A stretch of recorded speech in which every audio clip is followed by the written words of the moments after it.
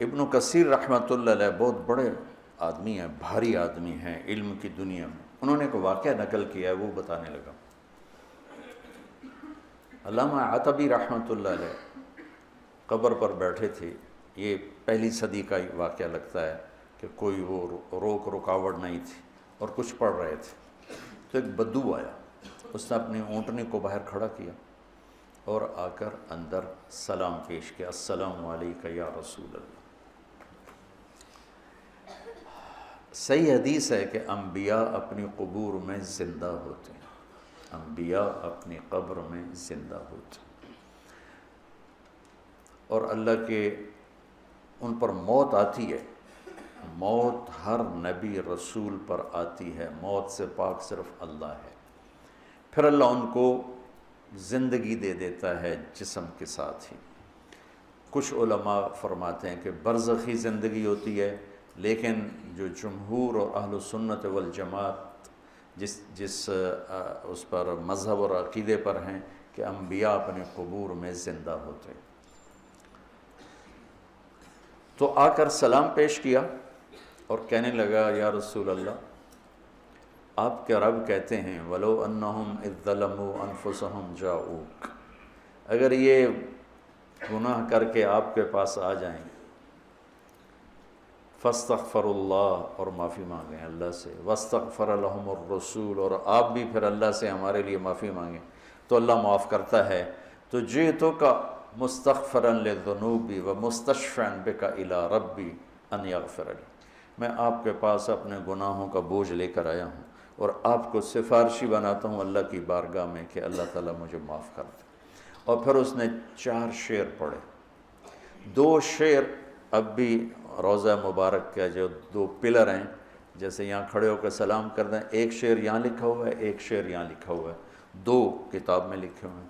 یا خیر من دفنت فی القاع اعظمہ فطاب من طیبہن القاع والاکم، اے وہ بابرکت ذات جو زمین کے اندر گئے تو زمین کا اندر بھی پاک ہو گیا اور اوپر بھی پاک ہو گیا، اندر بھی خوشبودار اور باہر بھی خوشبودار. یہ ادھر ہے شعر. نفس الفداء لقبر انت ساکنہ فیہ العفاف وفیہ الجود والکرم، میری جان اس قبر پہ قربان جس میں آپ آرام فرما رہے ہیں، آپ کے ساتھ آپ کی سخاوت بھی ہے، آپ کی دریا دلی بھی ہے، آپ کی فیاضی بھی ہے. یہ 2 شعر. اگلے 2، انت الشفیع الذی ترجى شفاعتہ علی الصراط اذا ما زلت القدم، آپ ہی وہ شفیع مذنبین ہیں کہ پل صراط پار ہوگا آپ کی سفارش اور شفاعت سے، عملوں سے نہیں، آپ کی شفاعت سے پل صراط پار ہوگا. وصاحباک لا انساہما ابدا، اور میں آپ کے دونوں ساتھی ابو بکر عمر کو بھی کبھی نہیں بھول سکتا. منی السلام علیکم ما جرى القلم، کیا شعر کہہ گیا اور کیا بات کر گیا. یا رسول اللہ، قیامت تک جب تک قلم چلتے رہیں میرا سلام آپ تینوں کو پہنچتا رہے. قلم تو کبھی رکتا نہیں، اور آج کل قلم بہت زیادہ چل رہا ہے، کمپیوٹر کتنا بڑا قلم وجود میں آ چکا ہے. تو کیا بات کر گیا، عرب کی فصاحت پہ قربان جاؤں. لہم السن فصیحہ، ایران کے بادشاہ نے کہا تھا کہ عربوں میں کیا خصوصیت ہے، تو وہ تھا امیہ بن ابی سلط، اس نے کہا لہم قلوب جریہ وانصاب محفوظہ والسنۃ فصیحہ، کہ میرا سلام پہنچے آپ تینوں کو جب تک قلم چلتا رہے. اور پھر وہ روتا ہوا باہر نکل گیا. علامات بھی کو ایک دم نیند آ گئی، گٹ تو خواب میں اللہ کے نبی کا دیدار ہوا. کہا عتبی جاؤ اس بدو کو خوشخبری دے دو کہ تیری فریادیں پہنچیں اور تیری بخشش ہوگی. ہمارے نبی کے معجزات میں ایک معجزہ ہے کہ آپ کی قبر موجود مشہود، باقی جتنے انبیاء ہیں ان کی قبریں یقینی نہیں ہیں. ابراہیم علیہ السلام کی قبر موجود ہے اور کئی انبیاء کی قبریں عراق میں، فلسطین میں، لیکن یقین سے نہیں کہہ سکتے کہ واقعی یہ ہیں. صرف ہمارے حبیب پاک ہیں جن کی قبر مبارک یقین کے ساتھ ہے. اور آپ کا فیض آپ کے جانے کے بعد بھی دنیا میں چل رہا ہے، جاری اور ساری ہے، اور اللہ تعالیٰ نے ہمیں آپ کا امت ہی بنایا، تو جیسے وہ کر گئے ویسے کر دو، تو اللہ تعالیٰ جب بھی دیکھے گا خوش ہوگا، میرے حبیب کی شبیہ۔ یہاں وہ اپنے آپ کو بناؤ جو میرے نبی نے اپنے آپ کو بنایا، اپنے نبی کی نقل اتار لو، اللہ کو اچھے لگو گے۔ میں کوئٹہ میں تھا جماعت میں، بیان کے بعد کمرے میں تھا تو باہر رش تھا، دروازے میں شیشہ لگا ہوا تھا، تو ایک آدمی رونے کی شکل ساتھ ایک بچہ، تو مجھے اندازہ ہو گیا ملنا چاہتا ہے، اور ساتھی ملنے کے لیے روک رہے تھے، بیان کر کے آئے۔ میں نے کہا اس آدمی کو اندر بھیج دو۔ وہ اندر آیا، اس کے ساتھ اس کا بچہ تھا، اور آتے میرے سامنے، جی میرے بیٹے کے لیے دعا کرو، اور ساتھ ہی رونے لگا، یہ بیمار ہے۔ میں نے کہا اس کو کیا ہے؟ کہا اس کے دل میں سوراخ ہے۔ میں نے کہا تو اس کا تو آپریشن ہوتا ہے۔ کہا میں غریب آدمی ہوں، 2.5-3 لاکھ کا خرچہ ہے، میں کہاں سے کروں؟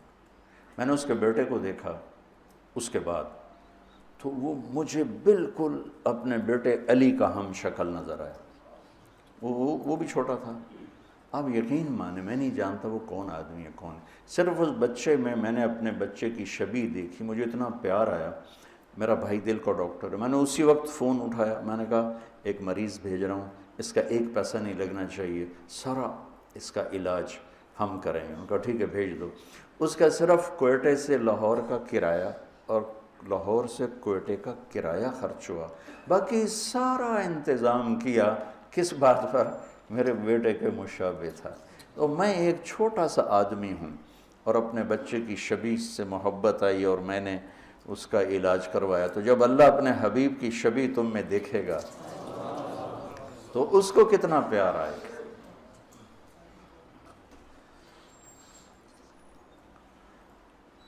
تو یہ فلا وربک میں اللہ نے اپنے حبیب سے عشق مانگا ہے، سمعا و طاعتا، عشق مانگا ہے، پیار مانگا ہے، محبت مانگی ہے۔ صرف یہ نہیں مانگا کہ اس کے فیصلے قبول کرو، یہ مانگا ہے کہ دل جان کی گہرائیوں سے قبول کرو۔ پھر ایک اور آیت ہے، وَمَا أَرْسَلْنَا مِن رَّسُولٍ إِلَّا لِيُطَاعَ بِإِذْنِ اللَّهِ وَلَوْ أَنَّهُمْ إِذ ظَّلَمُوا أَنفُسَهُمْ جَاءُوكَ فَاسْتَغْفَرُوا اللَّهَ وَاسْتَغْفَرَ لَهُمُ الرَّسُولُ لَوَجَدُوا اللَّهَ تَوَّابًا رَّحِيمًا۔ یہ بھی آپ کی شان میں بہت بڑی آیت ہے، خیر سارا قرآن ہی آپ کی شان بیان کر رہا ہے۔